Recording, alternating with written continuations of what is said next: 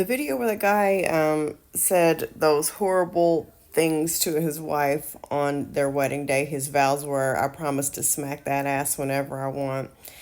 And I've talked about this video. A lot of other people have talked about this video. And a lot of people keep saying, if I was her mom, I would have taken her out of there. If I was her dad, I would have stood up and said something. If I was her friend, I would have, I would have, I would have, I would have. And I just want to make this point. Regardless of what you think you would have done, when someone is caught up in a toxic or abusive relationship, no matter what you say or do, is going to change the fact that in their mind, they don't think that anything is wrong. You can yell, you can scream, you can cuss them out, you can take them outside and beat them up if you want to. You can grab her by the arms and try to drag her out of the wedding. And if she's not ready to leave that situation, she's going to go right back to that man. Sure, you can be disgusted and get up and walk out of the room. Totally, that is your choice.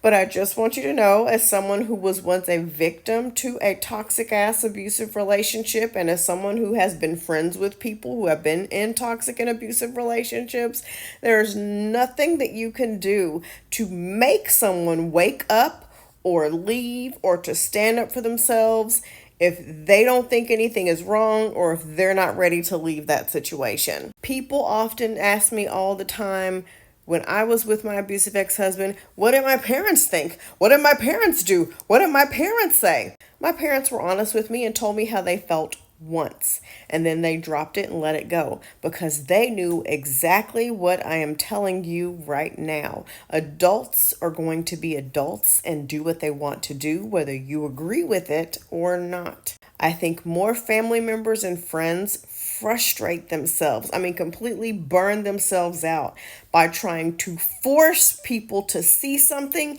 that they don't want to see, that they're not ready to see, or maybe they do see it, but they're not ready to do anything about it. What you must understand, or you're going to drive yourself crazy, is that people are going to do what they want to do.